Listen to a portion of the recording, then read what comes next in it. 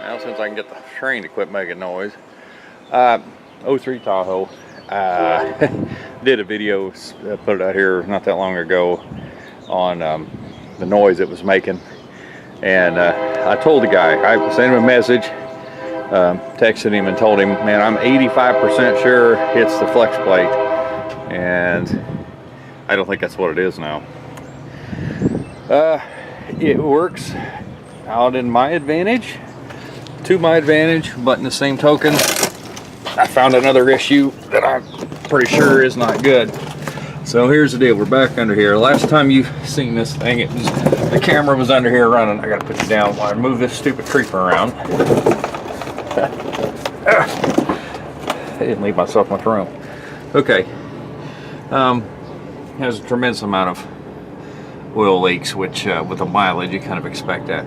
But I swore it was a flex plate making that sound. I've heard those sounds before, but that's not what it is. I'm going to hold you with my left hand, Goofy. See this cat on this side? It's the driver's side cat.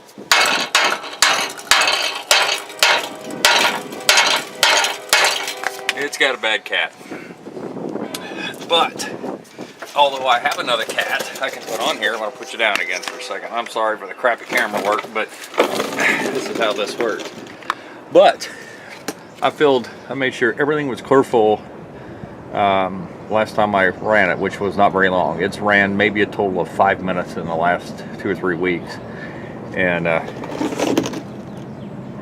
see all that liquid? That's water that just drained out of the muffler. And the coolant's low. Oil's fine. So it's not getting into, the water is not getting into the oil, but the water is going. So it's got a bad head gasket. Pulling the engine and putting a couple of gaskets and seals in it and a flex plate, although a pain in the butt, doesn't really cost that much money.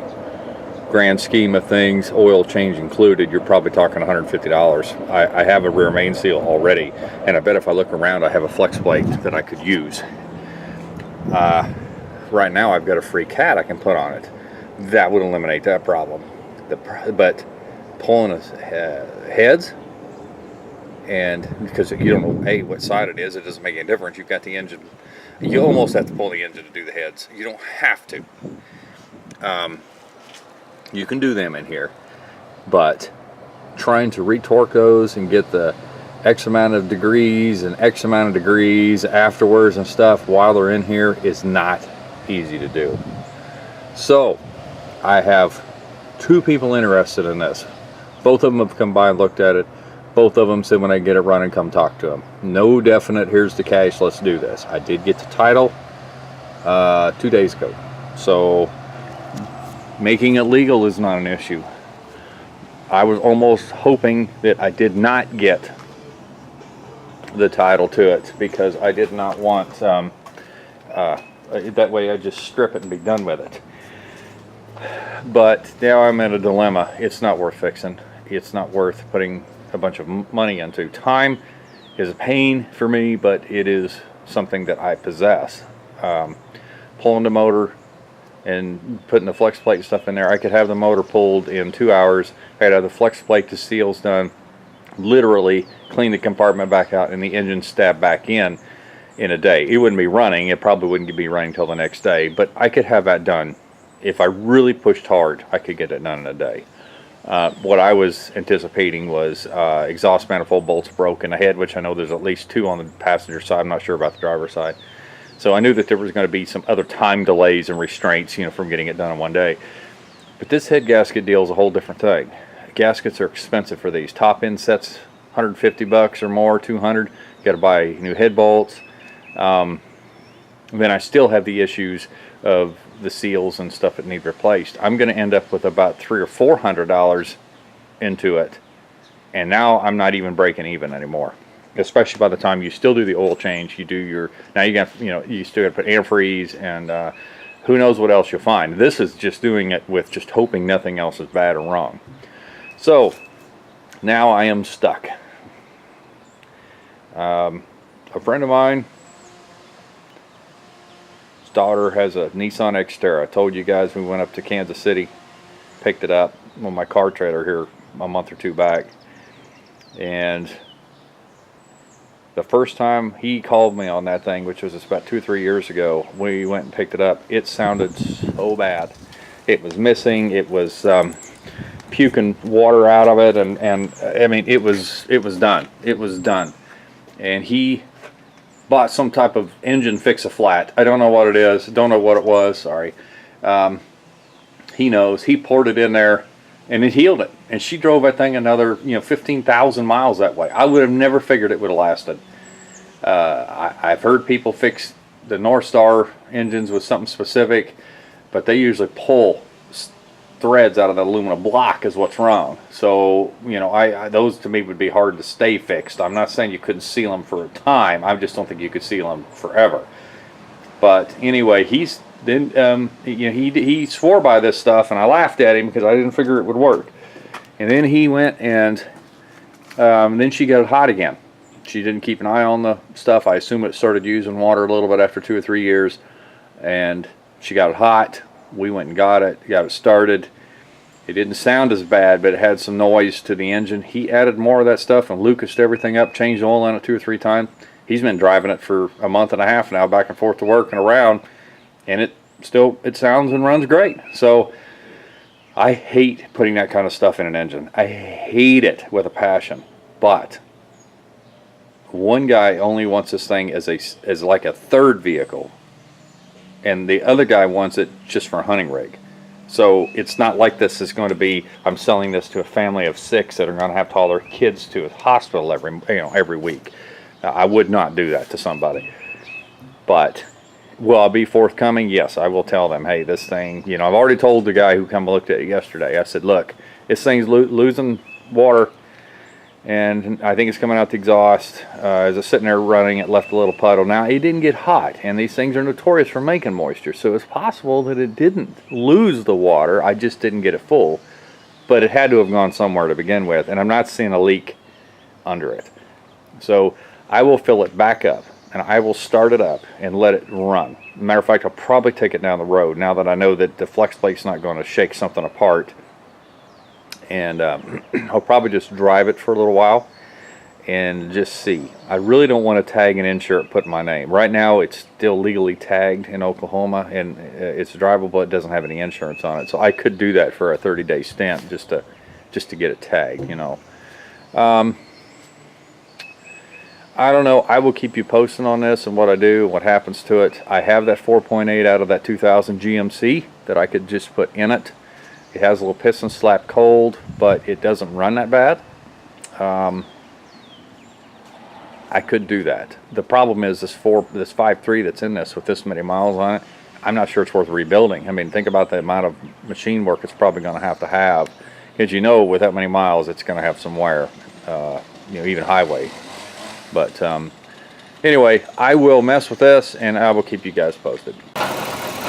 Okay, back on this Tahoe. Yeah, it's still rattling, making that sound. I haven't got to the cat part yet because I have to bring that pickup over that 2000 GMC so I can steal the cat out from under it. But I flushed it was losing water. So I flushed the system 4 times till there was absolutely no antifreeze left in it. It's what this bottle of garbage, this engine fix-a-flat, whatever you want to call it, said to do. And I followed the directions exactly. I then poured the stuff in. I let it run for actually I let it run 15 minutes and realized it told me to put the cap on the coolant reservoir to pressure it up, and I hadn't done that. So I put it on and ran it another 15 minutes, then shut it off, let it cool off, dumped it clear out, and it said to let it sit for 12 hours. I left the hoses off of it and drained out, and that's what I did. So probably 30 minutes or so ago, I come out, added about 1.5 gallons of antifreeze and about probably half 3/4 gallon of water, and took it on a little test drive. I got back, I shut it off, immediately pulled the cap, and it had some pressure on it. Not what I like, but that doesn't mean that there's something else that's not. It's possible that the cap is bad, or you know what I'm saying, but it did have pressure on it where I didn't have any before. So I'm not saying it's fixed, but the guy who was asking me about it first actually stopped by yesterday, brought his wife by. I kind of give him a number of what I thought it's worth, but I was running into other problems. I had a turn signal on the right side, nothing on the left. And these things are bad about having water. One of the other videos you've seen, or I added it to this video, I'm not really sure. You can see the water actually standing in this, and it's still there. I gotta pull this side. But you can actually see the water line. These things are so bad about it. I think I've got a set of these at the shop, because what happened was I pulled the light bulb on this side and it was fine. But it was corroded up inside. This one's corroded really bad. And so I started to sprinkle a little bit on the camera wet. Anyway, so I realized that I also had no park lights. Headlights on, headlights off didn't make any difference. I had no park lights either. So if I turned the turn signal on, they both lit up. The little one on the side I showed you, and then the turn signal would, you know, I cleaned those two up and got them working, but the park lights didn't work. I didn't realize that there's actually a separate fuse for just front park lights, because I checked the back ones and they work. And it's right there. I hope it's going to focus on it. Front park light, little 10 amp, right there. So looks like I fixed it for now, but that is just a FYI on these GMs, especially those bottom lights. I have another harness for these. They're so bad about sucking water. That's why my pickup has aftermarket ones in there, is because they were constantly sucking water, and it was burning those the daytime running lights out of it. Which, yes, I know you don't need them, but he would only burn one out. So you'd be driving down the road with just one light, and it looked like you're retarded and don't take care of your stuff. So maybe that's not a nice thing to say, but that's how it looks to me. It looks like you don't take care of your vehicle when you drive around with half the lights not working, you know. So anyway, not that I drive the best looking stuff, but it's kind of the way it works sometimes. Either way, I'm going to go ahead and put the top back on, the little cover on the engine. I've got a skid plate underneath, the plastic one I took off before I put it. I'm going to clean this thing out inside and out. I think it's supposed to rain the next 2 days. I got to work anyway here tomorrow. And then I'm going to go get that pickup, pull the cat, and I'll show you what I'm doing on that. And then I think I've got, like I said, another set of these. I know I have a set smoked, but I actually have a set of smoked headlights too. I don't think I want to put those on. They would look kind of goofy because the headlights somewhat wore out. These actually got really good headlights in them. But these actually came out of my pickup, if I'm not mistaken. I think I've even got another set of headlights. But anyway, doesn't make any difference. I think I got another set of those. And if not, I will clean these up. And what you do is you literally silicone where those plastic meets together. You have to do this or they will leak. Even the aftermarket ones have a tendency to do that. They suck water from around these seals. It's not necessarily from your, because they're actually got a rubber, kind of a gasket around them. But they do suck, they get, I don't know where you're looking at now. But they do get water in around here. It sits on top of this and then gets inside. So some of them some of them get that way from if they got a star or hole in them or whatever. Also, a little crack, they'll draw. It's funny, they get in, water gets in, but water can't get back out, and they start rotting your actual sockets. The bulb sockets will start rotting out, and that's what's wrong with that one over there. So anyway, guys, next video, hopefully we'll do the cat thing. I know I haven't done a lot of videos on this of what I'm doing. It is so hard to do that. Fight hose clamps, fill it up with water, drain it out, fill it up with water, drain it out. Of course, you run it, until the thermostat opens. This one did not see anything about pulling the thermostat. Some of them do. If you ever use some of that fix-a-flat, whatever you want to call it, in the engine, some of them require you to pull the thermostat so it's getting good circulation all the way through. I don't think that's a good idea. Mine actually did not say to do that, but you really want the thing to get to temperature and circulate. If you take that off, it will circulate a lot faster. You can get the water out faster, but you never get up to temperature. which is what you need to do when you've got that fix-a-flat in there. So you literally have to put the thermostat stuff back in before you put the fix-a-flat in there. So read the instructions, follow it. I'm not saying it'll work. I'm not condoning it. I'm not telling you have to do it or not do it. Again, if this was a vehicle that was going to a family, or I was selling to just any, just that random somebody that I don't know, I would not be doing that. I would go ahead and either put a different engine in it, or I would pull the head and put gaskets in it. It's just not worth it to me to do this. Like I said, it is still right now borderline sellable. I just put it in four-wheel drive. It doesn't mean it works, but it did go into four-wheel drive. I'll have to wait till it gets a little wetter. I'll get out there in the yard and experiment with it a little bit. I know the AC needs another can. I only put one in. It does kick on and off. I just don't know how well it works. But now I got to do some cleanup inside and out, and then like I said, cat and this thing is history. So of course it's in dire need of tires too, which I'm not putting on. Transmission probably needs a good flush.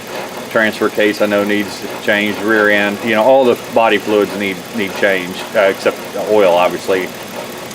But all right guys, I'm gonna get out of here. We'll see you in a little while.